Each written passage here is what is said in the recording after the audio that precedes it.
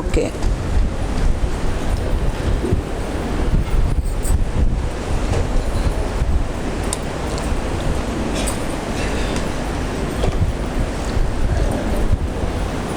కార్యక్రమాన్ని ప్రారంభించే ముందుగా మరి గురువు గారికి ఒక్కసారి ధన్యవాదాలు చెప్పుకుంటూ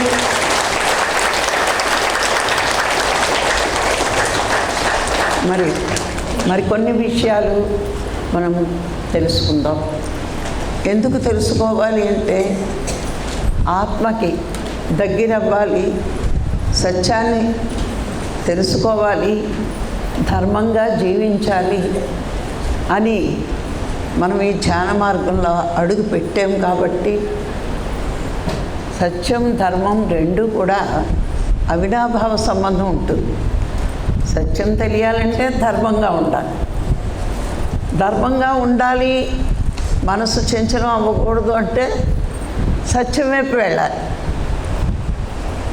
ఏది విత్తు ముందా చెట్టు ముందా అంటే ఇప్పటికి ఎవ్వరూ చెప్పలేకపోతున్నారు.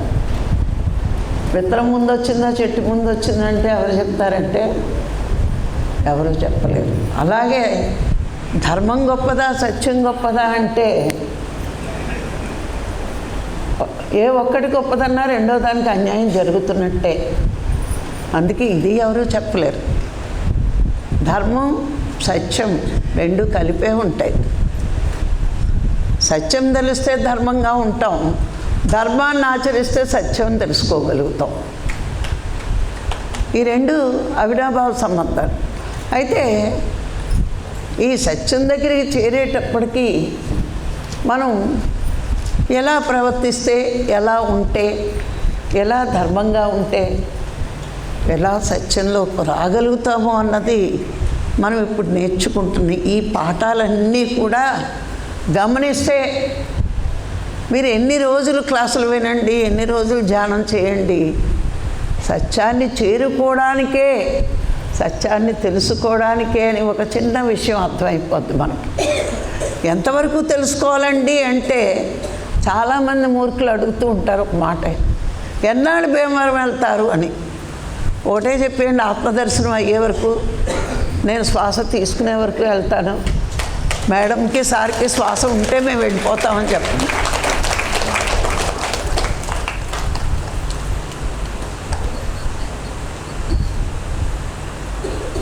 అందుకని దీనికి ఎండ్ అన్నది ఉండదు. ధ్యానం ఇంతే చెయ్యాలని కొలమానం ఎలాగలేదో, ఇంతే చేస్తే సరిపోతుందా అంటే అలవాటు అవ్వడానికి ఎవరి వయసు ఎంతైతే అంతని సార్ చెప్పినా ఆ భగవంతుడిని తెలుసుకోవడానికి నువ్వు ఎంత ప్రయత్నించినా చేరుకోవట్లేదంటే మరి ఇంకా మన సాధన సరిపోలేదు అని మనకు అర్థం అవ్వాలి. ఎవరికి వాళ్ళు భుజం తట్టేసుకుని అబ్బో ఈవేళ 3 గంటలు చేసాం, నేను 6 గంటలు చేసాం. నువ్వు ఎన్ని గంటలు చేసినా సత్యంలో జీవించలేకపోతున్నావు, ధర్మంగా జీవించలేకపోతున్నావు అంటే నీ గత జన్మ అంత కంపుద్ది. మన గత జన్మ మురికే వర్తమానంలో ఎంత స్నానం చేసినా వాసనలు వదలట్లేదు. చూడండి, ఎప్పుడో మన పెళ్లి రోజు మన కాళ్ళు కడిగే చెంబు పళ్ళు ఇస్తారు. మనకు అక్కర్లిద్దరిని అటుక మీద తోస్తాం. తోసాక ఎప్పుడో గుర్తొచ్చింది ఇత్తడి ఫ్యాషన్ అయ్యి తెద్దాము అని తీసాం. ఒక్క రోజులో మురికి వదిలిపోద్దా? ఎన్నేళ్ళు దాచావో కనీసం అన్ని రోజులైనా దాన్ని తోతే కానీ దాని ఒరిజినల్ కలర్ రాదు. వస్తుందా? దాన్ని తోమగా రావచ్చేమో. అలాగే ఇన్ని జన్మల నుంచి మురికి పోసుకోవడమే అలవాటు. ఈ ఆత్మ భూమి మీదకి వచ్చిన దగ్గర నుంచి, మానవ జన్మ తీసుకున్న దగ్గర నుంచి జంతు జన్మల్లో అనుభవాలు చేసి భోగంలో ఉంది. కానీ ఇక్కడికి వచ్చాక యోగం అర్థమయ్యాక ఎప్పుడు ఆత్మదర్శనం కలుగుతుంది, ఎప్పుడు కలుగుతుందండి అని ఒక క్వశ్చన్ వచ్చేస్తుంది. ఎందుకంటే భగవంతుడు అంటే అదేమన్నా కిరాణా కొట్లో కందిపప్పు పెట్టి డబ్బెట్టి తెచ్చేసుకోవడానికి కాదు కదా. దేనికి లొంగనవాడే భగవంతుడు. నీ ప్రసాదానికి లొంగడు, నీ మొక్కుబళ్ళకి లొంగడు. ప్రసాదానికి లొంగుతారంటే అది భక్తి అయితే లొంగుతాడు. భక్తుడైతే అమ్మ గుళ్ళో బాగా ప్రసాదం పెట్టారు, రేపటి నుంచి అన్ని గుళ్ళకి ఎందుకు ఆ గుడికి వెళ్దామంటాం. బాబా గుళ్ళో భోజనం పెడితే ఊర్లో ఉన్న అన్ని గుళ్ళ కంటే ఏ గుళ్ళో ఎక్కువ భోజనం బాగుంటుందో అక్కడికే వెళ్తాం. ఇలాంటి భక్తులు మనకి. ప్రసాదం బాగుంటే వెళ్ళిపోతాం, భోజనం బాగుంటే వెళ్ళిపోతాం, దర్శనం అనే రికమెండేషన్ ఉంటే వెళ్ళిపోతాం. అన్నీ ఏదో తప్పుడు పనులు, తప్పుడు ఆలోచనలే. మళ్ళీ 3 బొట్లు పెట్టుకుని భక్తులు అంటాం. భక్తి అన్న సింబల్కు 3 బొట్లు ఉంటాయి ఇక్కడ మనకి. మధ్యలోది ఒరిజినల్ బొట్టు, కిందదేమో విభూతి బొట్టు, పైనేమో తిరుసనమో చంద్రమో. ఎన్ని బొట్లు ఎక్కువ ఉంటే అంత భక్తి ఉన్నట్టు ఒకప్పటి రోజుల్లో. ఇప్పుడు మనకు అర్థమైంది ఎన్ని బొట్లు ఉంటే వీడికి అంత అజ్ఞానంలో ఉన్నాడు. ఒక్క గుడి కాదు, అన్ని గుళ్ళు తిరుగుతున్నాడు వీడు.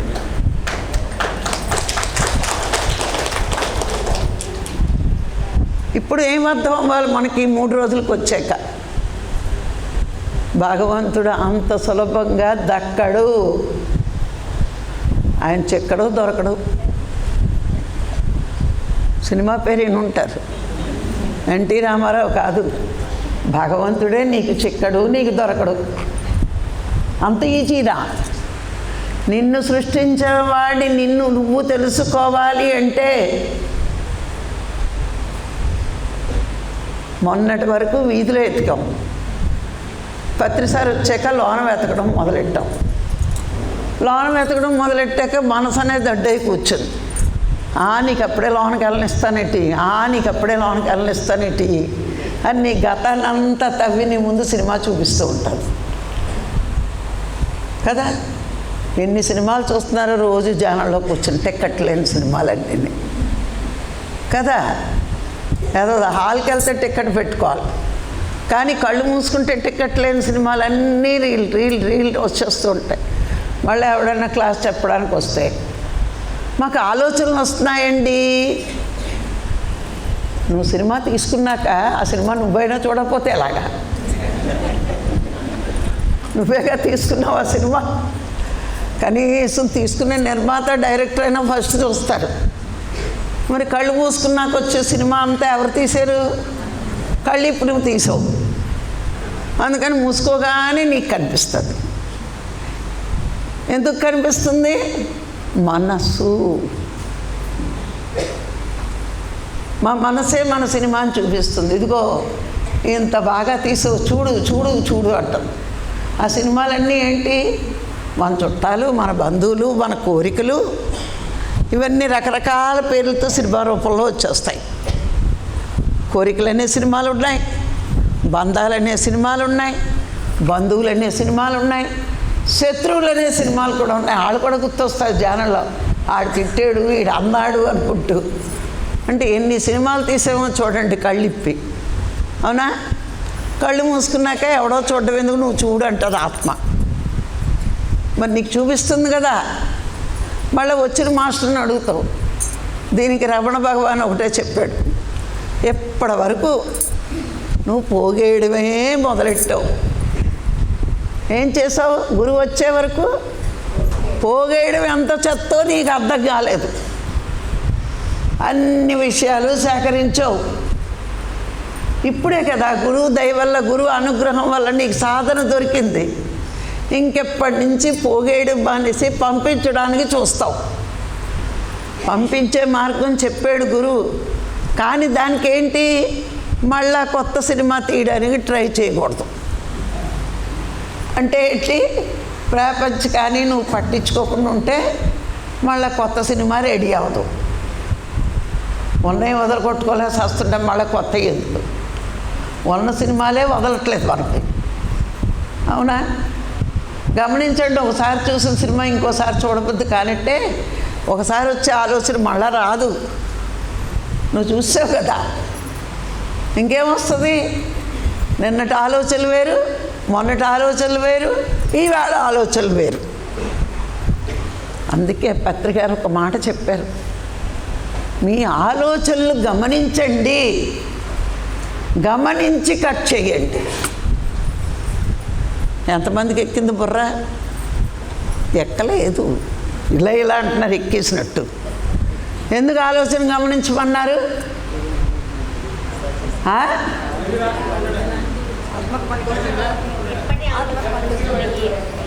ఒక్కరొక్కరు చెప్పండి.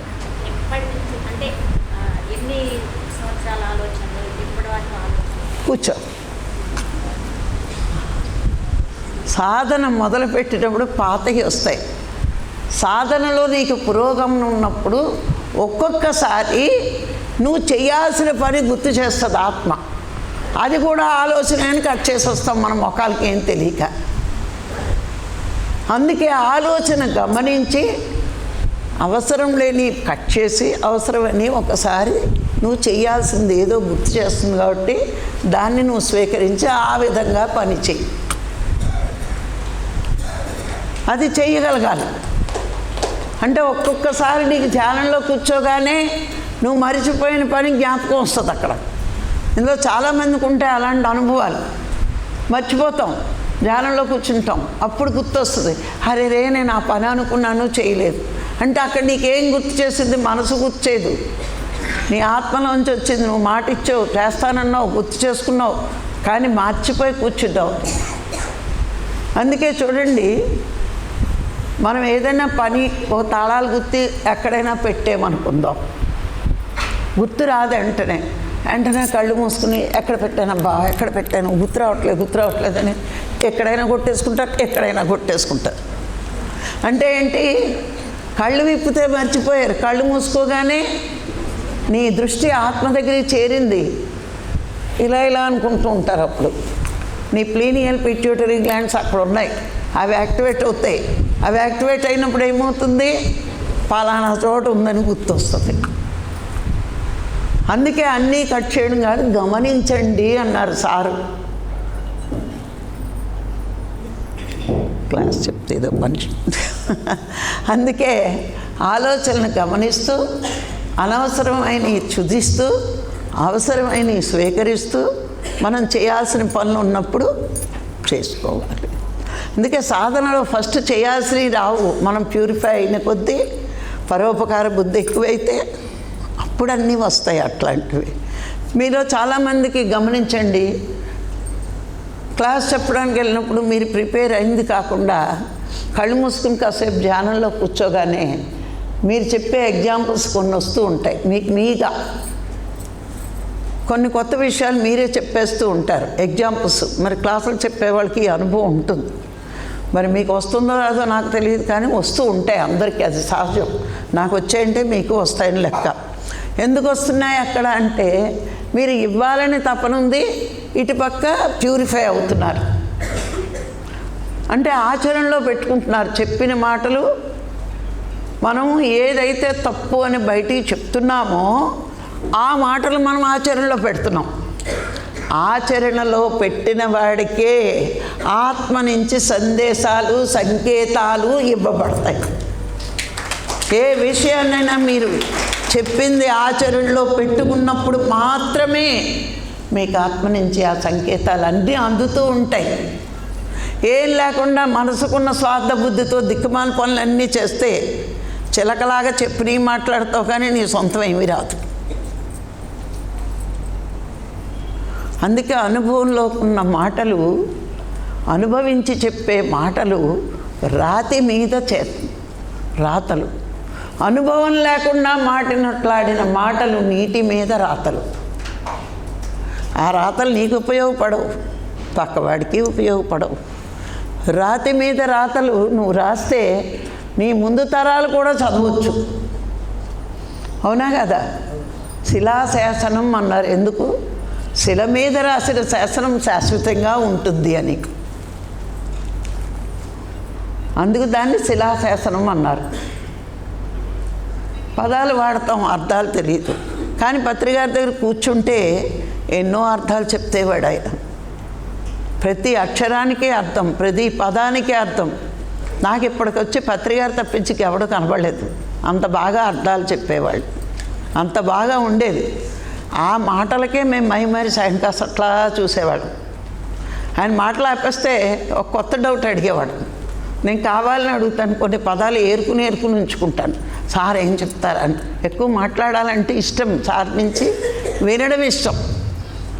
అందుకని కొత్త పదాలని నోట్ చేసుకుని సార్ ఇదేంటి సార్ అదేంటి అంటే మనం క్వశ్చన్స్ అడిగితే ఆయనకి ఇంకా ఆనందం వచ్చేస్తుంది.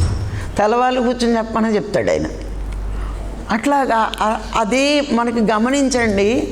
సార్ చెప్పిన ప్రతిదీ మనకి యాక్సెప్ట్ ఎందుకు చేసాము అంటే మనము కూడా ఎంతో కొంత ఆత్మస్థితిలో ఉన్నాం కాబట్టి ఒక ఆత్మజ్ఞాని బ్రహ్మజ్ఞాని చెప్పిన మాటలు నీ ఆత్మ యాక్సెప్ట్ చేసింది. లేకపోతే మనం యాక్సెప్ట్ చెయ్యం సార్ని. అలాంటి అర్థాలు ఎప్పుడు వినేవాళ్ళం కాదు, అంత బాగా చెప్పేవారు. అంటే అటువంటి గురువుని పొంది మనం కొంతైనా ఎదగకపోతే ఆయన తలుచుకున్నప్పుడల్లా మనకే ఎంతో ఎదిగిపోవాలని ఆశ వచ్చేస్తుంది. నాకైతే అట్లా వస్తుంది. నేను ఇలా ఉంటే సార్కి నచ్చుతాను, నేను అలా ఉంటే సార్కి నచ్చుతాను అని నేను ఆయన వెళ్ళిపోయినప్పుడు ఊహించుకునేదాన్ని. వచ్చేటప్పుడు పోగేసి మరి చెప్తూ ఉండేదాన్ని. ఆయన వెళ్ళిపోయాక ఇలాంటి స్వీట్ మెమరీస్ కోల్పోయాం మేము. ఎందుకంటే ఒక గురువు మనల్ని అప్రిషియేట్ చేస్తున్నాడు అంటే భగవంతుడు ఉన్నాడో లేదో తెలియదు, చూడలేదు. గురువు చెప్పాడు కాబట్టి నమ్మాం, పెద్దలు చెప్పారు కాబట్టి వీళ్ళు దేవుళ్ళు అంటే నమ్మాం. కానీ ఆ గురువు మన అజ్ఞానాన్ని ఎప్పుడైతే తొలగిస్తాడో అప్పుడు మనకి దైవం కంటే ఎక్కువ గురువు కనిపిస్తాడు. లేకపోతే మనకు ఆ గురువులో దైవాన్ని చూడలేం. ఆ సత్యాన్ని తెలుసుకున్నప్పుడు ధర్మంగా ఎలా జీవించాలో గురువు చెప్పినప్పుడు మనకు అది లోన్ నచ్చింది అంటే, మన ఆత్మ యాక్సెప్ట్ చేసింది అంటే మనం కూడా గత జన్మలో ఎంతో కొంత ఆ సాధన చేస్తేనే ఆ గురువు చెప్పినవి. ఎలాంటి శిష్యులకు అలాంటి గురువులు దొరుకుతారు, అది సహజం లోకల్లో. నువ్వు కపటంతో ఉంటే కపటం నేర్పే గురువులు కూడా భూమి మీద ఉన్నారు, లేరంటారా? అడ్డదవల్లో ఎలా దొబ్బొచ్చో నేర్పే వాళ్ళు కూడా ఉన్నారు.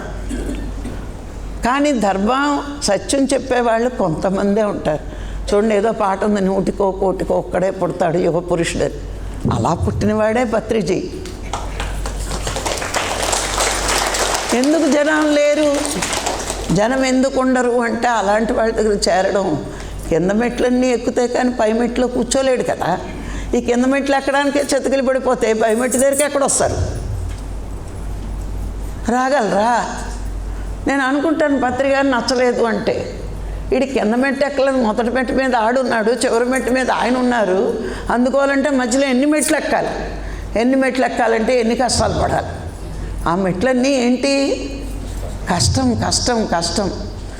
పై మెట్టు మీద వెళ్ళడం ఇష్టం కాబట్టి ఈ కష్టాన్ని భరించి వచ్చాం. ఆ ఇష్టం లేకపోతే ఈ కష్టం భరించాం. 9 నెలల బిడ్డని తల్లి గర్భంలో మోస్తుంది, బరువు అనుకోదు. ఓ 2 కేజీల బరువు ఒళ్ళో పెట్టుకుని 1 గంట కూర్చోదు, పక్కన ఎడుతుంది. మరి 3 కేజీల పిల్లోడిని గర్భంలో దాల్చి 9 నెలలు ఉంటుంది. చచ్చిపోతానని తెలుసున్న బిడ్డని కంటాది అంటే ఇష్టం. అది కష్టం అనిపించదు తల్లికి. నొప్పులు పడినప్పుడు కష్టం ఉంటుంది, వద్దు బాబోయ్ ఉంటుంది. మళ్ళీ 11వ రోజే బారసాలు అయ్యాక 2వ పిల్లోడు ఎప్పుడు వస్తాడా అని చూస్తుంది. అబ్బాయి ఇప్పుడు ఒకళ్ళే అనుకోండి, ఎందుకంటే ఒకళ్ళని పెంచడానికే ఓపికలు చచ్చిపోయారు కదా. లేదు ఓపిక పాపం. ఇంకా మళ్ళీ 2-3 గురించి ఆలోచించే ఓపిక కూడా లేదులేండి. ఎందుకంటే ఇలాగ ఓపికలు తగ్గిపోతున్నాయనే పత్రికలు లాంటి పురుషుడు పుట్టి ఓపిక లోనుంది, మనసు ఆధీనంలో ఉన్నారు కాబట్టి ఓపిక అనేది శూన్యం అయ్యింది. మీకు అనంతమైన శక్తి అందరిలోనే ఉంది. దాన్ని వెలికి తీసే మార్గమే ధ్యానం. నీలో ఆత్మ ఉంది, నాలో ఉంది, అందరిలోనే ఆత్మ ఉంది. వెలికి తీసినవాడు ఎంతైనా చెయ్యగలడు. వెలికి తీయనివాడు కోపస్థ మండపంలాగా ఉన్న చోటే ఉంటాడు. ఎంతసేపు మనస్సు యొక్క స్థితిని పెంచుకుని అహంకారపూరితమైన స్వార్థంతో నూతిలో కప్పల్లా బతికేసాం కదా. నూతిలో కప్పు ఇట్టించట ఇల్లు అనుకుంటుందట, అబ్బో నాకు గెంతడం వచ్చింది అని. అబ్బో నేను నువ్వెంత గెంతేస్తున్నాను, నాకు ఎంత బాగా గెంతడం వచ్చిందో దానికి అదే మురిసిపోద్దట. ఒకరోజు సముద్రంలో కప్పు వచ్చిందట, నీకు ఇదంతా వచ్చేసిందంట, నాకు వచ్చింది నీకు వచ్చిందా అని అడిగిందట. ఓహో దీనికంటే ఇంకా బాగా నేర్పుతాను వస్తావా అంటే ఈ నూతిలో కప్ప సముద్రంలో కప్ప కూడా ఫ్రెండ్షిప్ చేసిందట. ఇది తీసుకెళ్ళి సముద్రంలో పడేసిందంటే ఇప్పుడు చెప్పు ఈ ఒడ్డు నుంచి ఆ ఒడ్డుకి వెళ్ళగలవా అందట. అది ఎంత గెంతుతున్నా ఒడ్డు కనిపించట్లేదు. అప్పుడేమైంది, దీని చిన్న ప్రపంచాన్ని చూసి ఇది గొప్ప హీరోయిన్ అనుకుంటే దీనికంటే పెద్దది అవతల అది దాటు అంది. ఇప్పుడు మనం కూడా మన సంసారం, మన పిల్లలు, మన బంధువులు, మన చుట్టాలు, ఓయబ్బో అందరిలోకి నేనే హీరోయిన్ని, నేను హీరోని, అదో ఫోజులు కొట్టుకుంటూ నేను ఇంత సంపాదిస్తున్నాను, నాకంత కారు ఉంది, నాకెంత మేడ ఉంది అని ఓ పరిమితి జ్ఞానంతో పొగరబరిస్తున్నాం. పత్రి గారు వచ్చి చెప్పారు, నూతిలో కప్ప కాదు సముద్రంలో కప్పవు, అప్పుడు పొగుడుతారు పొగిడేవాళ్ళు అని. అవ్వలేక సస్తున్నాం ఇప్పుడు మనం. ఎన్నాళ్ళు సాధన చెయ్యాలి, ఎన్ని క్లాసులకి వెళ్ళాలి, ఎంత జ్ఞానం పొందాలి, దీనికి ఏమైనా ఎండ ఉందా అని పత్రికారు కూడా చెప్పారు. చేసుకుంటే ఈ జన్మలోనే దాటొచ్చు, ఎక్కడి నుంచి అక్కడికి ఎగరవచ్చు. చేయలేదా ఎన్ని జన్మలైనా తీసుకోవచ్చు, చాయిస్ నీ ఇష్టం. ఆయన ఏమి ఇవ్వనంటు జన్మలు. ప్రకృతి దేవతలు మెటీరియల్ ఇస్తారు, పంచభూతాలు మెటీరియల్ ఇస్తాయి, ప్రకృతి దేవతలు బాడీని తయారు చేస్తారు, పరమాత్మ నీకు ఎన్ని జన్మలైనా ఇవ్వడానికి రెడీ. కానీ ఏ జన్మకైనా నువ్వు ఈ సముద్రాన్ని దాటేస్తే దాటడానికి మళ్ళీ రావక్కల. ఇప్పుడు అర్థమైందండి, నూతిలో కప్పలు వచ్చి సముద్రంలో పడ్డాం. ఇది దాటడానికి ఈ తాపత్రయాలు మనకి, ఈ గోల, ఈ సాధన, ఈ బేవరం రాక, ఇవన్నీ ఏంటంటే పత్రిక తీసుకెళ్ళి సముద్రంలో కప్ప అయితేనే ఓకే అంటాను, లేట అని అంటారు వాళ్ళు. ఇప్పుడు అవ్వాలా పారిపోవాలా ఎటు తేలట్లేదు మనకి. ప్రయత్నం ఉంటే సాధించలేనిది ఏదీ లేదు. ప్రయత్నం ఉండాలి. ఆ ప్రయత్నం కోసమే ఈ తాపత్రయాలన్నీ మనకి. అందుకే సార్ వచ్చే వరకు మనకి ఇలాంటి సబ్జెక్టులు ఏం తెలియవు. ఏదో రామాయణ మహాభారతాలు సినిమాల్లో చూసేసాం. ఓహో, మళ్ళీ అలా చూసి కళ్ళు మూసుకుంటే రాముడు కృష్ణుడు అంటే ఎన్టీ రామారావు కనబడడం మొదలెట్టాడు. అంటే రాముడు కృష్ణుడు కూడా ఆ పోలికల్లోనే కనబడతారు. అదే కదా సినిమాలో చూసి. కానీ ఇక్కడికి వచ్చాక అర్థమైంది, పోలికలు బట్టి కృష్ణుడు రాముడు కాదు, గుణాలను బట్టి ఉన్నారు వాళ్ళు అని. పోలికలతో కాదు కదా వాళ్ళు. ఎందుకయ్యారు దేవుళ్ళు అంటే వాళ్ళకున్న గుణం. రాముడు దేవుడు అయ్యాడంటే ఆయనకున్న ధర్మం, కృష్ణుడు దేవుడు అయ్యాడంటే ఆయనకున్న సహకార బుద్ధి, ఆయనకున్న యోగం. ఇవి ఎప్పుడు చూడడం నేర్చుకున్నాం? ఈ సత్యాన్ని ఎప్పుడు గుర్తించడం నేర్చుకున్నాం? సద్గురు వచ్చేకే ఎలా చూడాలో నేర్పాడు. వ్యక్తుల ఆకారం కాదు, వ్యక్తుల గుణాలను నేర్చుకుని నువ్వే గుణంలో ఉండాలో తెలుసుకుంటే నువ్వు అప్పుడు ఆత్మస్థితికి ఎలా ఎదుగుతావో నేర్చుకుంటావు. చూడండి మన దృష్టి ఎలా మారిందో. భౌతికంగా ఉన్న మన దృష్టి ఆత్మదృష్టిగా మారింది మనకి. ఎక్కడి నుంచి ఏ స్థాయికి వెళ్ళిపోయామో చూడండి. లేకపోతే ఈడిది ఈడిది ఈడిది ఈడిది ఇది అని ఒక పరిమితి జ్ఞానంతో, అంటే జంతువుల కంటే మనం బెటర్ కదా, బుద్ధిది కదా, అందుకని ఒక పరిమితి జ్ఞానం ఉండేది. వీడి పలానా కులం, వీడి పలానా ఊరు, వీడి పలానా ఈడి పలానా ఈడి పలానా అని ఒక పరిమితిగా, అంటే జంతువుల కంటే ఒక బెటర్ అయిన కొంచెంపాటి జ్ఞానం ఉంది మనకి. కానీ ఈ పరిమితి జ్ఞానాన్ని అఖండమైన జ్ఞానంగా మార్చేది సద్గురువులు మాత్రమే. గురువులు ఏం చేస్తారంటే మన గుణాలను మారుస్తారండి, అంతకంటే ఏం చేయరాళ్ళు. వాళ్ళు మన తీసుకొచ్చి ఎక్కడో కూర్చోబెట్టరు, వ్యక్తులను అలాగే ఉంచుతారు. వ్యక్తిలో ఉన్న గుణాలను మారుస్తారు గురువులు. ఎందుకంటే ఆ గుణాలు మారకపోతే మన దృష్టి మారదు. అందుకని మనలో ఉన్న గుణాలను ఎలా మార్చుకోవాలి? నిన్న చెప్పుకున్నాం, జీవదృష్టి పోయి ఈశ్వర దృష్టిలోకి రావాలి నువ్వు అని. ఎప్పుడు వస్తాయి మనకి? మన గుణాలు మారినప్పుడే వస్తాయి.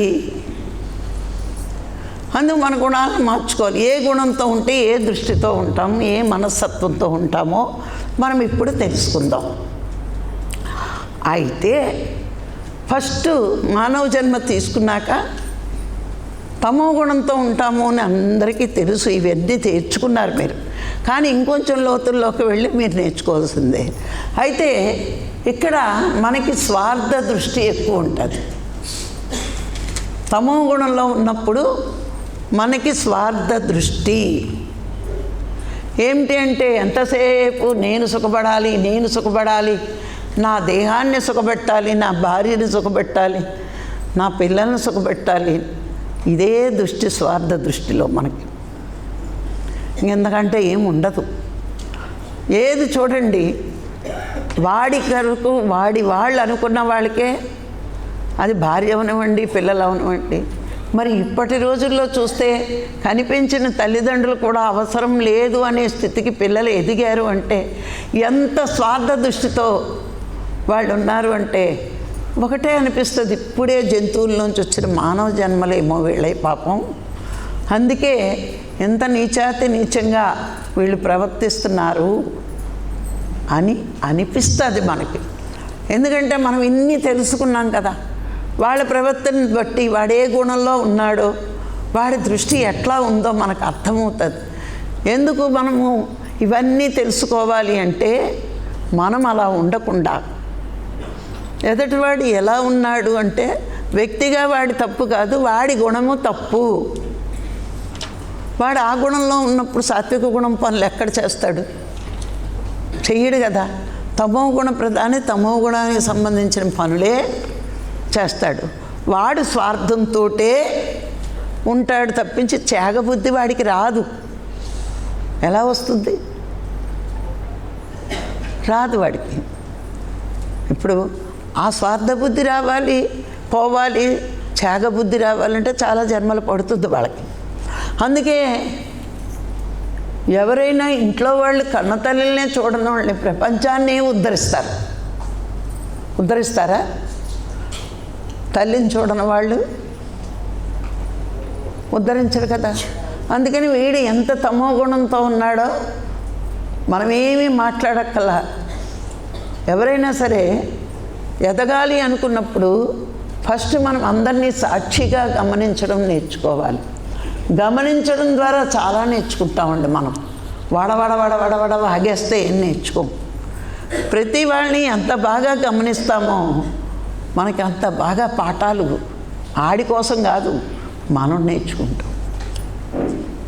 వీడు ఖచ్చితంగా ఇలా మాట్లాడుతున్నాడు, ఇలా ప్రవర్తిస్తున్నాడంటే వాడి శరీరం కోసమే, వాడి స్వార్థం కోసమే, వాడి భార్యాపిల్లల కోసమే వాడు బతుకుతున్నాడు అంటే వాడి మనస్తత్వం దేంతో ఉంది అంటే తమో గుణంతో ఉంది అని మనకి అర్థమవుతుంది. ఇలాంటి వాడికి ధ్యానం చెప్పినా ఎక్కదు. ఒప్పుకుంటాడా భగవంతుడు? ఆయన శక్తి వాడికి ఇవ్వడానికి ఒప్పుకుంటాడా?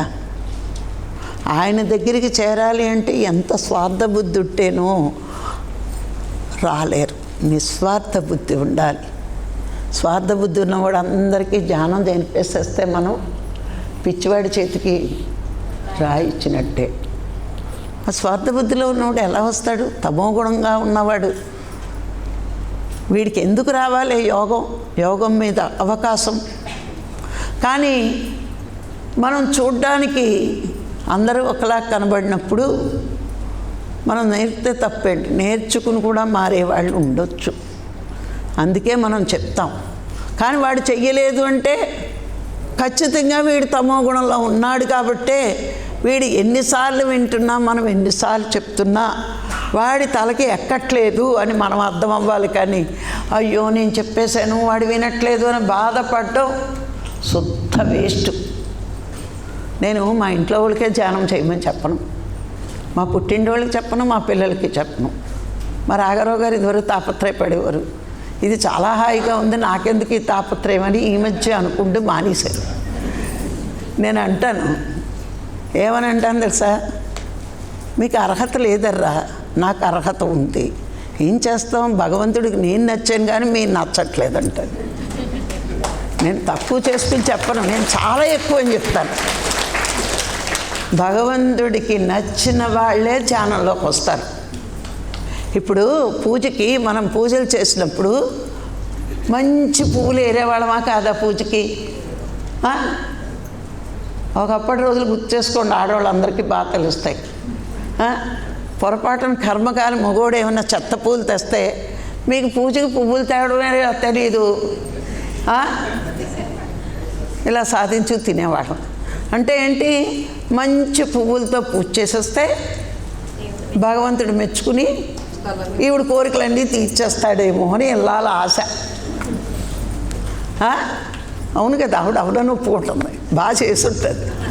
మరి ఈవేళ పుట్టి గంటకి వాడిపోయిన పువ్వుకే ఇంత సెలక్షన్ చేసుకుంటే, నువ్వు దైవంగా ఎదగాలనుకున్నప్పుడు నీలో ఆ మంచి లక్షణాలు లేకపోతే ఆయన దగ్గరికి వచ్చే సాధన నిన్ను వరిస్తుందా?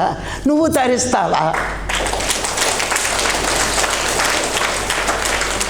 ధ్యానం నిన్ను వరించదు. నీ గుణాలు బాగోపోతే, ధ్యానం వరించకపోతే ఏ జీవుడు తరించలేడు.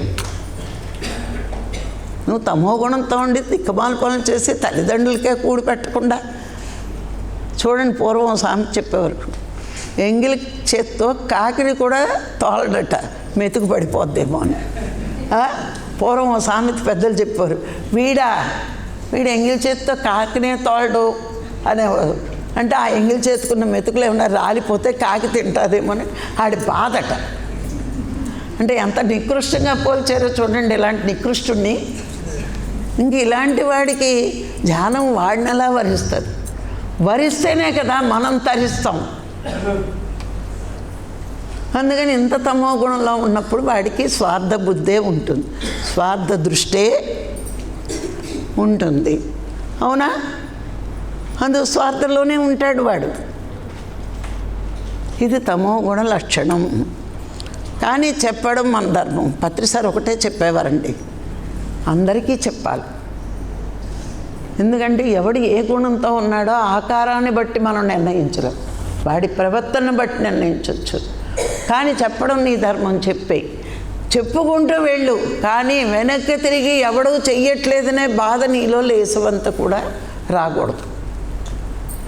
నా ధర్మం, నేను భూమి మీదకి వచ్చి ఏదైతే గురువు దగ్గర నేను తెచ్చుకున్నానో అది నేను ఇచ్చేసాను విశ్వానికి. ఇప్పుడు విత్తనాలు కొట్టు నుంచి కొనుక్కుంటారు, అది నువ్వు పంట పొలంలో వేసుకుంటే పంట వస్తుంది, పెంట మీద పోస్తే ఏమొస్తుంది? అలాగే భగవంతుడు జ్ఞానాన్ని గురువు ద్వారా భూమి మీదకి పంపినప్పుడు పెంటలాంటి మనస్తత్వం ఉన్నవాడికి ఇచ్చినా ఉపయోగం లేదు, గొప్ప మనస్తత్వం ఉన్నవాడికి ఇస్తే ఆ జీవుడు దేవుడు అవ్వడానికి ప్రయత్నిస్తాడు. అందుకే మనం చెప్పుకుంటూ వెళ్ళిపోవాలి. కానీ వీడు చేస్తున్నాడా, ఆచరిస్తున్నాడా, వదులుతున్నాడా మనకు అవసరం లేదు. ఈ భూమి మీద మనం చేయాల్సిన పని ఏదో చేసుకుంటూ వెళ్ళిపోవడమే. ఎవరి కోసం మనం విచారించక్కల్లా.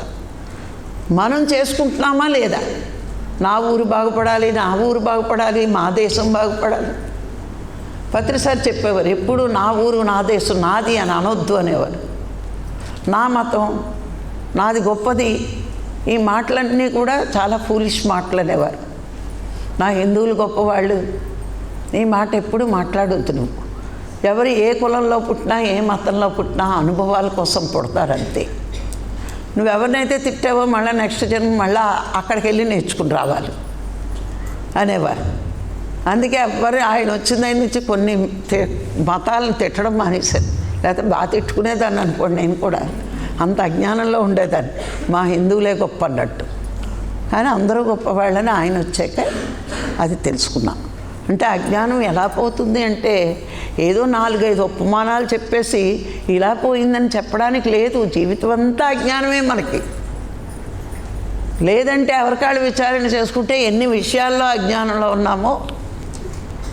రాదు రాదు, తెలీదు తెలీదు అనే పదం నువ్వు ఎన్నిసార్లు వాడుతున్నావా అంత అజ్ఞానం ఉన్నట్టే. ఏమీ లేదు, నాకు ఇది తెలీదు అన్నావా ఇంకా నీకు అజ్ఞానం ఉన్నట్టే. నాకు రాదు అన్నావా నీకు ఇంకా, నువ్వు దైవాన్ని ఉన్నప్పుడు రాదు ఏంటి, తెలీదు ఏంటి? అన్నీ తెలుసుకోవడానికే కా ఈ జన్మ. మరి నాకు తెలీదు అన్నావంటే ఇంకా నీలో ఉంది కదా. జ్ఞానం వచ్చిందంటే అది కూడా తెలియాలి, అది కూడా అర్థం అవ్వాలి, అంతే కదా. ఆ రాదు తెలీదు అని నువ్వు ఎప్పుడైతే ఎస్టిమేషన్ వేస్తున్నావో నీలో అజ్ఞానం ఇంకా కొంచెం ఉండిపోయింది. అది కూడా పోవాలి, నాలెడ్జ్ అది కూడా పోవాలి. అప్పుడు దైవానికి తెలియందే ఉంది. దైవం చూడనిది లేదు, తెలియనిది లేదు, వినదనిది లేదు. అంతటా అన్నిటా ఆయన ఉన్నాడు అని, ఉండకపోయినా ఉన్నాడు అంటే అక్కడ అర్థమేంటి? ఆయనకు అన్నీ తెలుస్తాయి. నువ్వు ఎక్కడ కూర్చుని ఆలోచించే ఆలోచన కూడా ఎక్కడో ఉన్నా తెలుస్తూనే ఉంటాయి. అది మనం సాధనలో కొంచెం పొందుతాం. దూరశ్రవణము, దూరదర్శనము, ఇవన్నీ ఏంటంటే కొన్ని సిద్ధుల ద్వారా కొన్ని రావచ్చు. కానీ పూర్తిగా సిద్ధులు వచ్చినంత మాత్రాన భగవంతుడి స్థాయి వచ్చేసినట్లు కాదు. సిద్ధులు కూడా ఇంకా కింద స్టెప్పే, దాన్ని దాటి వెళ్ళాలి. అంటే ఇక్కడ తమోగుణం లక్షణం ఉన్నవాడికి స్వార్థ బుద్ధి ఉంది అంటే ఇక తర్వాత నుంచి మనలో ఉందా లేదా అని తెలుసుకున్నాక ఫస్ట్ చేయాల్సిన పని మనను మనం చెక్ చేసుకోవడం. ఎదటోని ఉద్ధరించడం కాదు, ముందు మనని మనం చెక్ చేసుకోవాలి. నాకు ఎవరైనా పేరు తెచ్చుకుంటే ఈర్ష వస్తుందా? ఎవరైనా నాకంటే గొప్పగా జీవిస్తుంటే అసూయ పడుతున్నానా? ఎవరైనా ఇదిగా ఉంటే నాకు లేదని నేను బాధపడుతున్నానా? ఇవన్నీ ఎప్పుడైనా చెక్ చేసుకున్నామా? చచ్చినా చేసుకోలేదు. మళ్ళీ అంటున్నారు. ఎంత నేర్చుకోవాలని కూడా తెలియదు. అదొక్కవాల జ్ఞానం చెప్పడానికి కాదండి, ఆచరణలో పెట్టుకోవడానికి జ్ఞానం. ఇది మనం ఎంతవరకు పాటిస్తున్నాం? ఎవరికైనా ఉంటే నా మనసు చివుక్కుమంటుందా లేదా, హ్యాపీగా ఫీల్ అవుతున్నానా, బాధపడుతున్నానా అని ఎప్పుడైనా మనం విచారణ చేసుకుంటే, రోజు లేచిన దగ్గర నుంచి ఎన్నిటికి బాధపడుతున్నామో ఎవరికాడు విచారణ చేసుకోవాలి. ఎన్నిటికి ఈర్ష వస్తుంది? ఏమీ తెలియకుండా ఎదిగిపోమండి. అన్నీ తెలుసుకుంటేనే ఎదగగలం. నాలో దేనికి స్వార్థం ఉంది, దేనికి స్వార్థం లేదు, ఇవన్నీ మనకు మనం అంటే ఒక గుణం వస్తే ఇంకొక గుణం పోయినట్లు కాదండి. ఇంకా కొంచెం ఉంటూ ఉంటాయి. సాత్వికం, శుద్ధ సాత్వికంలోకి వెళ్తే అంతవరకు పోకుండా కొంచెం ఉంటాయి. ఎప్పుడు నిర్గుణంలోకి వెళ్ళినప్పుడే ఏమీ ఉండవు. ఆ స్థితి రావాలి దైవం అవ్వాలంటే. మరి మనం ఇంకా తెలుసుకుంటున్నాం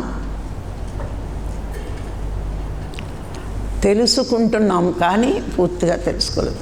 మీకు రాఘరావు గారు ఒకసారి ఒక కథ చెప్పారు, మీకు గుర్తులేదేమో, నేను చెప్తే గుర్తొస్తుంది.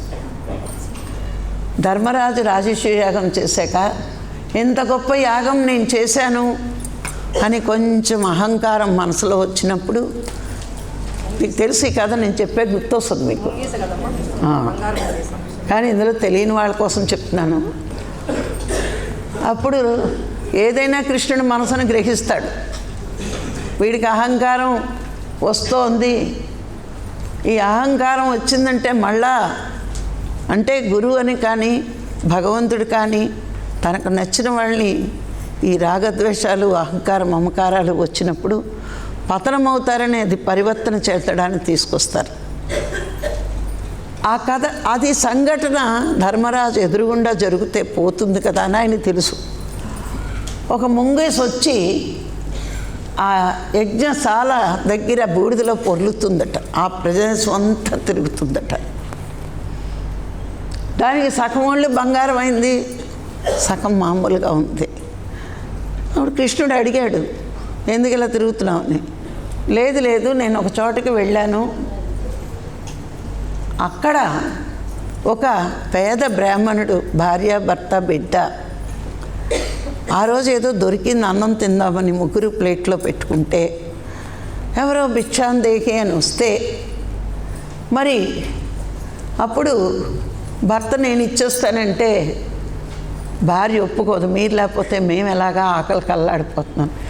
కొడుకు కూడా ఒప్పుకోడు, మీరిద్దరూ లేకపోతే నేను ఎలాగానే ముగ్గురు త్యాగం ఇచ్చేస్తారు. కానీ ఆ ఇస్తున్నప్పుడు కొన్ని మెతుకులు నేల మీద పడ్డాయి. అది తిన్న దానికి సగం బంగారం అయ్యిందట.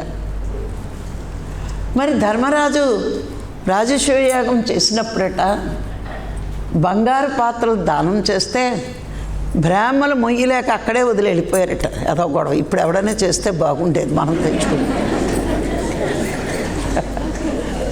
అన్ని దాన ధర్మాలు జరిగినాయట. మరి ధర్మరాజు చేసిన ధర్మపరమైన ఈ రాజు చేసిన రాజసూయాగంలో దాన ధర్మాలకి నేను ఇక్కడ తిరిగితే నా మిగతా సగం శరీరం బంగారం అవుతుందేమో అని దొల్లుతున్నాను, కానీ అవ్వట్లేదు అన్నాడట. దీన్ని బట్టి ఏమర్థమైంది? తప్పట్లు బాగానే కొడుతురు కానీ ఆగడ్డి ఏమర్థమైంది?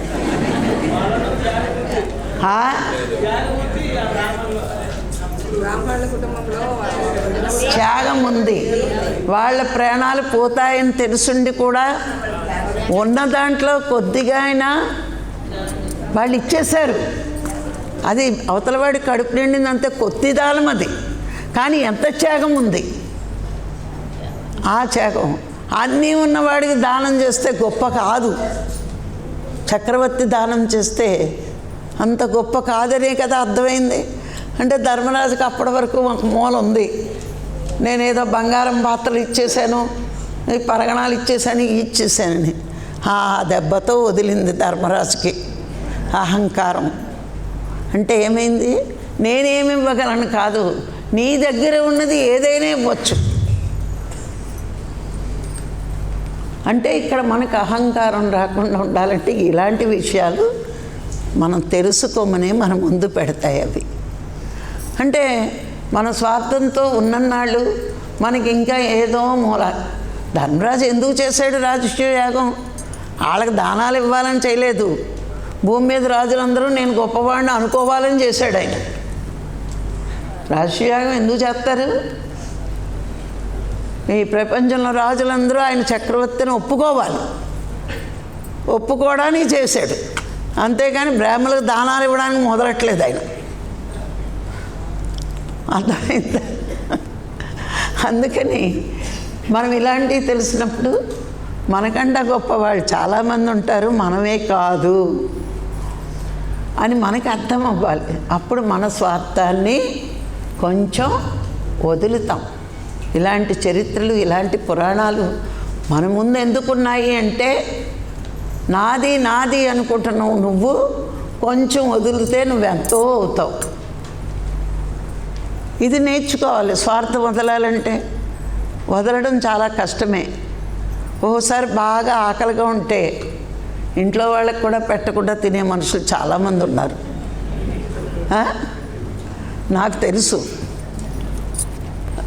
కానీ నీదన్నది వదులుకుంటేనే నీకు అన్నీ వస్తాయి. నాదన్నది వదులుకోకపోతే ఏది రాదు. మరి స్వార్థ బుద్ధితో ఉంటే భగవంతుడు సహకారం మనకి లభించదు. ఆ తమో గుణం వదులుకోవాలి. మరిగా అహంకార దృష్టి రెండోది. సరే, ఈ అహంకార దృష్టి ఏంటి అంటే, అన్నీ నాకున్నాయి, నాకంటే గొప్పవాడు ఎవడు లేడు.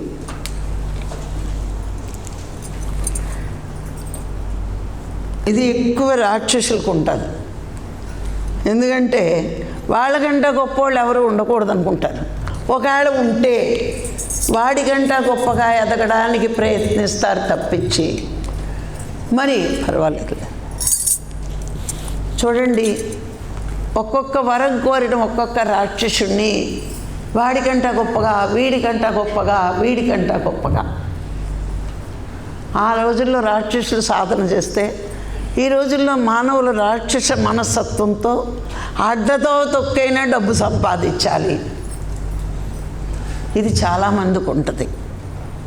ఎలాగలాగా, లేకపోతే రాత్రి పగలు కష్టపడైనా, ఓవర్ టైం ఉద్యోగం చేసైనా, ఖాళీ దొరికినప్పుడల్లా ఏదో ఒకటి అమ్మేసైనా, వ్యాపారం కదా, పగలు రాత్రి పగలు రాత్రి పగలు రాత్రి చేసేస్తే నేను డబ్బున్నవాడిని అయిపోతాను, నన్ను అందరూ పొగిడేస్తారు. లేకపోతే అవతలని ఏసీసైనా మినిస్టర్ అయిపోవాలి, లేకపోతే ఆడినైనా ఈయనైనా ఎవరినైనా తొక్కేయాలి. ఎన్ని జరుగుతున్నాయి అంటే, నేనేం చేసినా చెల్లుతుంది అనే మనస్తత్వం ఉంటే ఇలాంటి అహంకారపూరితమైన పనులే చేస్తారు. ఇది రజోగుణ లక్షణం.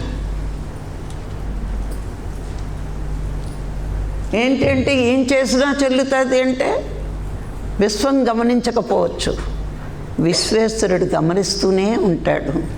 ఈ సత్యం తెలియనంతసేపు బాగా డ్యాన్స్ చేస్తారు. తర్వాత మొదలవుతుంది వాడి పతనం. ఇప్పుడు సృష్టిలో ఏ రాక్షసులు ఎన్నెన్ని వరాలు తెచ్చుకుని నేను గొప్ప సాధన చేశాను, నాకు ఈ వరం ఉందని అహంకారం పెంచుకున్నా, ఏ రాక్షసుడైనా చిట్ట చివరి వరకు దైవాన్ని కూడా ఎదిరించి ఓడించి గెలవగలిగాడా? ఎవరు గెలవలేరు. అలాగే న్యాయం ధర్మం కాని సొమ్ము అంటే న్యాయంగా సంపాదించకుండా అధర్మంగా సంపాదిస్తే తాత్కాలికంగా లాభం ఉండొచ్చు, సంపద ఉండొచ్చు, కానీ ఆ సంపద శాశ్వతమైన ఆనందాన్ని మాత్రం తీసుకురాదు. అర్థంగా సంపాదించవచ్చు, కానీ అది ఏదో రాజుకి గత జన్మ పుణ్యం ఏదో కాపాడుతుంది, పట్టుపడకుండా ఉండొచ్చు. కానీ ఎప్పుడో అప్పుడు పతనం తప్పదు కదా. కొంచెం ఉంటే చాలు మనకు అహంకారం వచ్చేస్తుంది. కొన్ని డిగ్రీలు ఉంటే, కొంత డబ్బు ఉంటే, వాడికంటే మన ఇల్లు బాగుంటే, వాడికంటే మనకు అందం ఉంటే. అందుకే వశిష్ఠుల వారు చెప్తారు, 3 మదాలు మనిషిని పతనం చేస్తాయి. ఏమిటంటే రూపమదం, ధనమదం, విద్యామదం. ఈ 3 అహంకారంతో వచ్చే మదాలు మనిషిని నాశనం చేయడానికి ఈ 3 మదాలేనట ఎక్కువ. అందుకే ఈ 3 ఎప్పుడైనా వస్తున్నాయా రావట్లేదు అని చూడాలి. ఏదో నాకు డిగ్రీలు ఉన్నాయి అని, లేదా నేను అందగత్తిని, లేదా నాకు డబ్బు వద్దు, ఇవన్నీ ఉంటాయి. చాలామందికి ఉంటాయి. నాకు కూడా ఉండేవి ధ్యానంలో రాకముందు. 5 నిమిషాల మంటల్లో అందం ఎగిరిపోయింది. పత్రికారు వచ్చాక నేను డబ్బున్న దాన్ని నా అహం ఎగిరిపోయింది. ఇంకా మిగిలింది ఈ రాజ్యవిశ్వం అంతే. చాలా ఉండేది ఇదివరకు. ఎందుకంటే పబ్లిక్లో మాకు ఒక పేరు ఉంది సొసైటీలో. ఈయన ప్రెసిడెంట్ పోస్టులు చాలా ఉండేవి. మామయ్య గారేమో చైర్మను, తాతగారు జిల్లా పరిషత్ ప్రెసిడెంట్, రాయల్ ఫ్యామిలీ. మగవాళ్ళకి ఏమి ఉండదండి, ఆడవాళ్ళకి మాత్రం బోల్డ్ కారాలు ఉంటాయి. పాపం డబ్బు ఉంటే పెద్ద కారులో తిరుగుతారు, కానీ ఉన్న కారాలన్నీ మనకే. ఈ కారాలన్నీ భగవంతుడు ఏదో చిన్నది ఇచ్చి భూమి మీద నిలబడి ఆకాశంలోకి ఎగరకన్నాడు ఆయన.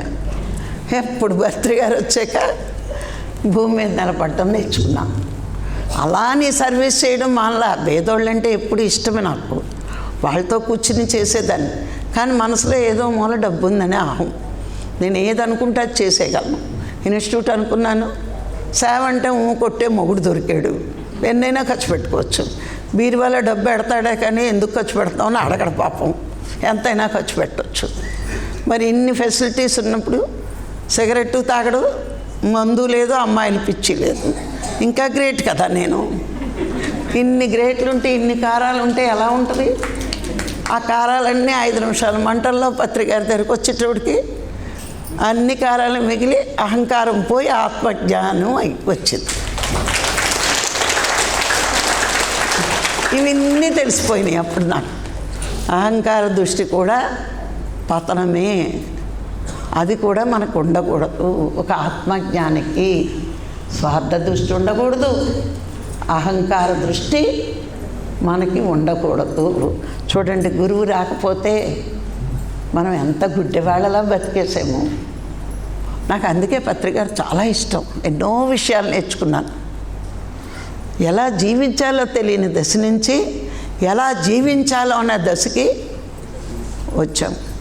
కీటకంగా బతికి భ్రమరమని మురిసిపోయాం, కానీ భ్రమరాలు కాలేటప్పుడు ఈ సాధన వచ్చేకే మనం భ్రమరమయ్యాం. లేకపోతే కీటకాలమే. అంటే పక్కోడు మనం తిట్టడంసేపు మనం కీటకాడు. భ్రమరాన్ని పక్కోడు తిట్టడు కదా. భ్రమరం చూస్తే అందరూ మురిసిపోతారు కదా, దాన్ని అలా చూస్తారు. కీటకాన్ని చూస్తే అబ్బబ్బా ఇల్లంతా ఈ గొంగళి పురుగులు గోల ఎక్కువైపోయింది అనుకుంది. చీపురు కట్టతో తీసుకెళ్ళి పెంట మీద వేస్తారు. అప్పుడు మనం అలా ఉన్నాం, కానీ పెంట మీదకి వెళ్తున్నాం అనుకోలేదు. అబ్బా నాకు అది ఉంది ఇది ఉంది ఇది ఉంది అనుకున్నాం. కానీ గురువు వచ్చాక తెలిసింది నీకు అది లేదు, నువ్వు కీటకంలో ఉన్నావు. భ్రమరల్లా బతకడం అంటే ఇది ధర్మం, సత్యం. ఈ రెండే నిన్ను కీటకం నుంచి భ్రమరంగా ఎదుగుతాం. అహంకారం వదిలితే ఆత్మజ్ఞానిగా ఎదుగుతాం. వదలాల్సిన అహంకారం. మనం చచ్చిపోక్కర్లేదు, మనలో ఉన్న అహంకారాన్ని చంపేస్తే చాలు. పామునికి భయపడుతున్నాం ఎందుకు? విషం ఉందని. కూరలు తీసేస్తే భయపడతామా? అలాగే మనలో ఉన్న విషయం ఏంటి? అహంకారం. ఎందుకు వచ్చింది? రజోగుణం. ఆ రజోగుణంలో కొంత ఉంది. చుట్టూరు సమాజం వల్ల, తల్లిదండ్రుల వల్ల ఈ స్వార్థం, ఈ అహంకారం. నీకేంటి లోటు? కోటీశ్వరాలువి. చిన్నప్పటి నుంచి ఈ భజనలు పక్కన, ఈ భజనలు ఇవన్నీ కలిపి మన ఎక్కడికో తీసుకెళ్తాయి. గురువు వచ్చి జుట్టెట్టుకుని లాక్కొస్తాడు, నువ్వు ఎక్కడ ఉండాలి కానీ ఎక్కడికో వెళ్ళకు అని. అప్పుడు భూమి మీద నిలబడతాం అన్నమాట. ఈ భూమి మీద నిలబడక ఊహల్లో ఎక్కడికో తెలిపామనుకోండి, కళ్ళు తెరిచాక దవేల్మని ఇక్కడ ఉంటాం. ఇవన్నీ వదిలిచి చూపిస్తూ ఉంటాడు. అందుకని ఈ అహంకార దృష్టిని కూడా మనం మార్చుకోవాలి. అంటే ఒకటి పోయాక ఒకటి వస్తుందని కాదండి, మెల్లిమెల్లిగా మనలో ఇది ఉన్నప్పుడు కూడా ఆ మార్పు వస్తుంది. అర్థమైందా? లేకపోతే ఒకేసారి ఇది పోయే వరకు అది అంటే ఏం రాదు. మెల్లిగా చేస్తాం. కాదంటే ఇది ఎక్కువ % ఉంటుంది, అది తక్కువ % ఉంటుంది. అర్థం కాల? క్వశ్చన్ మార్క్ వచ్చేసింది. మీకు అర్థం కాలేదని నాకు అర్థమైంది. అంటే నాకు ఎంత అహంకారం ఉన్నా సర్వీస్ చేసేదాన్ని. పేదోళ్ళని బాగా చూసుకోవడం. మరి ఇన్స్టిట్యూట్లో హరిజనులకు కూడా, పాకీ వాళ్ళ పిల్లలకు కూడా నేను కింద కూర్చుని వాళ్ళ పక్కన కూర్చుని అన్నీ నేర్పుతూ ఉండేదాన్ని. మరి అక్కడ సేవ కూడా ఉంది. అంటే ఏంటి? రజోగుణం ఉన్నా పక్కన సాత్వికం మెల్లిమెల్లిగా అలవాటు చేసుకుంటున్నాం. అంటే ఎందుకు? లోన ఏదో జాలి ఉంది. వాళ్ళు లేని వాళ్ళు, వాళ్ళకి సేవ చేయాలి. ఉన్నవాడికి నోవులు పేరు చెప్పుకుని బంగారాలు వెండులు ఇస్తాం. ఓ పెద్ద చీర, ఓ గిఫ్ట్. వాడు ఏం చేస్తాడు? అబ్బా ఏదో చీర ఎవడ కడతాడని ఇది పక్కోళ్ళకి పెట్టేద్దామని ఓ చిన్న ఫంక్షన్, చీరలు ఎక్కువైపోతే చిన్న ఫంక్షన్ ఉంటుందిలేండి, పెట్టేయవచ్చు. అంటే మనం 1000 రూపాయలు ఇచ్చినా డబ్బున్నవాడికి వాల్యూ ఉండదు. లేనివాడికి, ఆకలితో ఉన్నవాడికి 10 రూపాయలు టిఫిన్ పొట్లం ఇస్తే వాడి కడుపు నిండి అమ్మ ఈవేళ ఆకలి తీర్చారని తృప్తితో చూస్తాడు మన కాసి.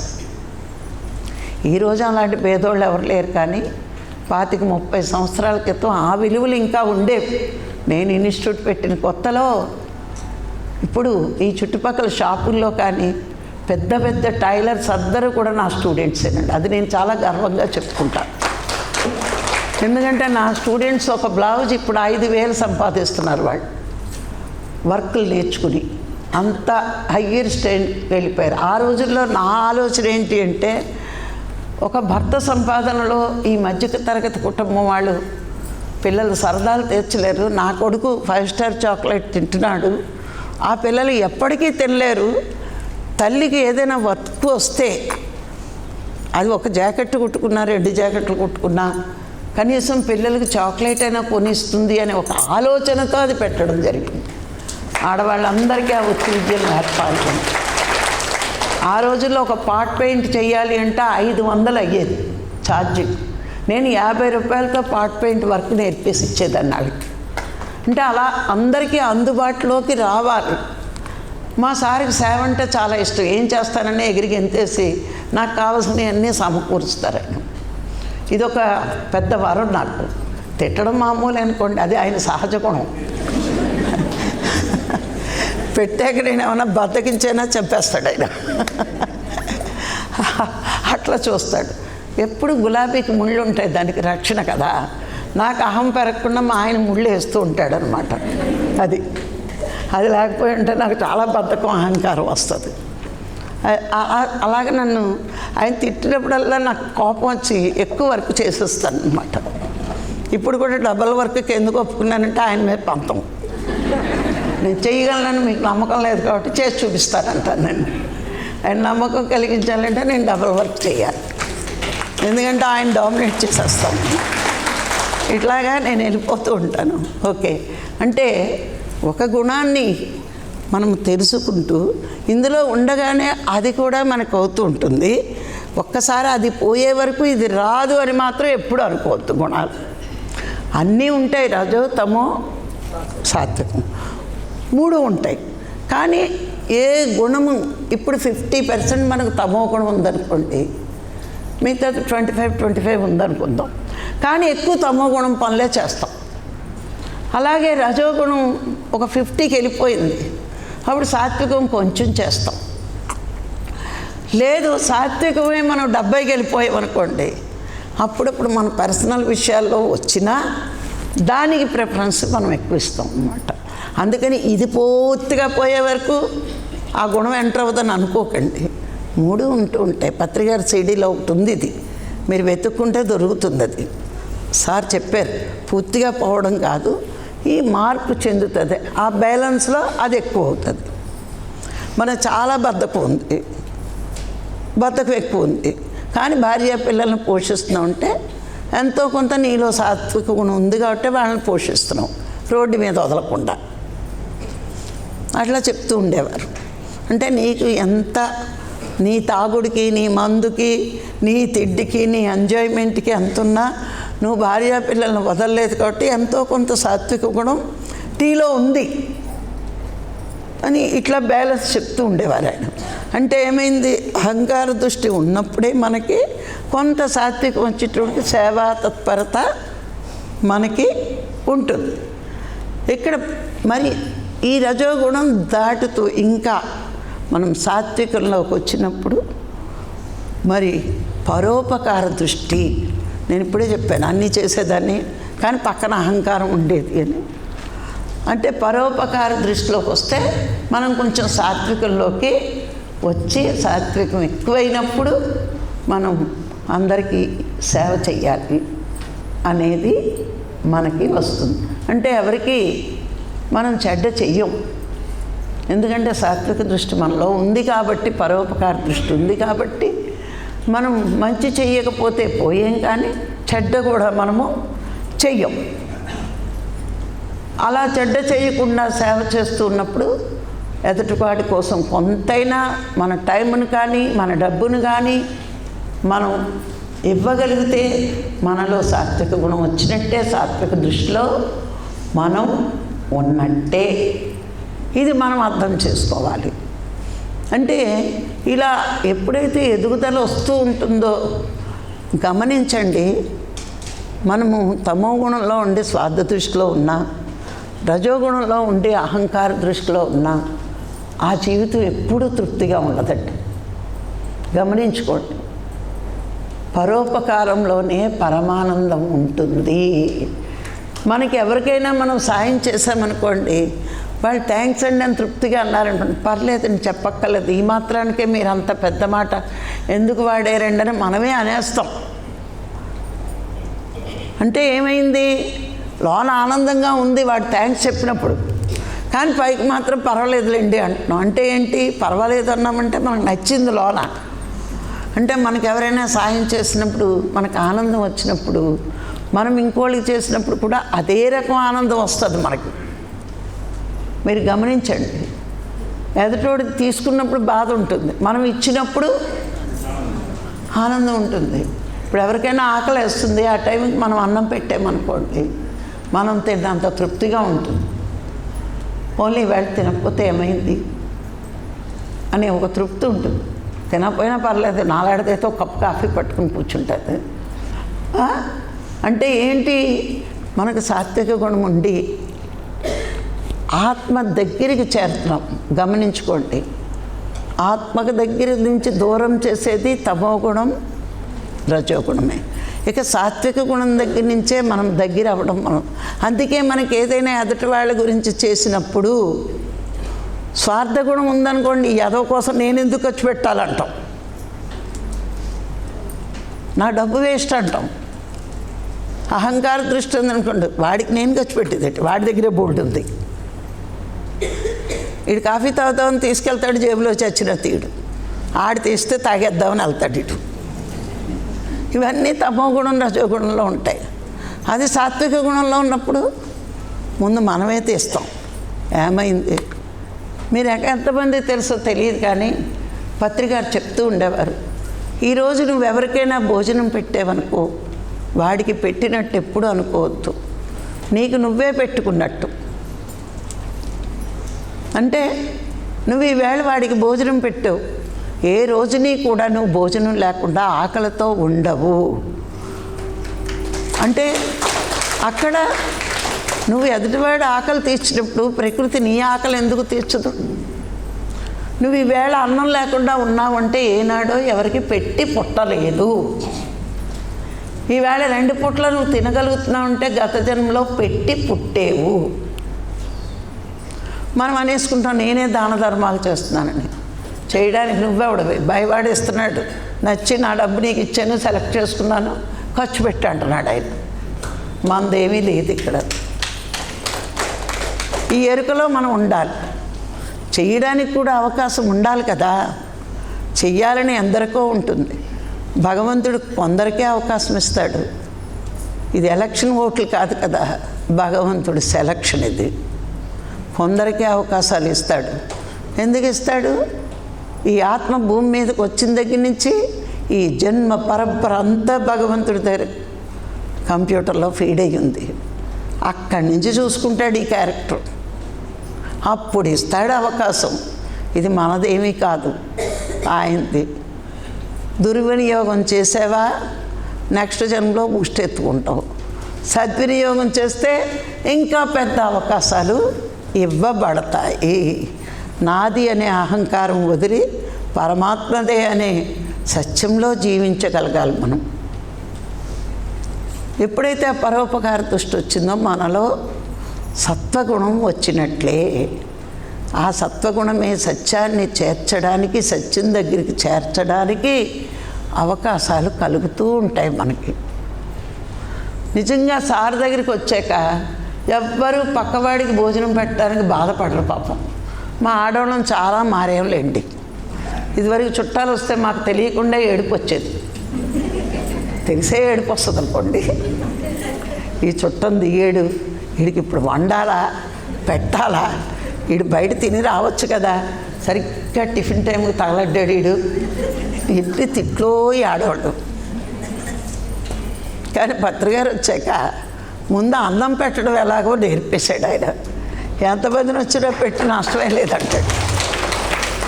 అన్నిటికంటే చాలా ఇష్టమైంది పత్రికారికి భోజనాలు పెట్టడం.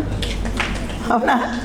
ఎంత బాగా చక్కగా వచ్చేస్తాడు గెరిటట్టుకుని, వండుతాడు, వడ్డిస్తాడు కూడా. అంత ఇష్టం ఆయనకి. అందుకే ఏమైంది, అది మనకి ఇష్టమైపోయింది. ఎవరు వచ్చినా పెట్టడం మనకి నచ్చుతోంది. ఇచ్చుటలో ఉన్నాయి వేరెచ్చటను లేదోయి, అంతే కదా. అది నేర్పాడు మనకి. అలా ఎన్నో ప్రపంచక జీవితం, ఆధ్యాత్మిక జీవితం ఆనందంగా ఎలా బతకాలో గురువు దగ్గర నేర్చుకున్నాం. అర్థమైందండి? ఇప్పుడు టైం అయింది, ధ్యానం చేద్దాం. నెక్స్ట్ కంటిన్యూషన్ తర్వాత. ఓకే, బాగానే వినేస్తున్నారు.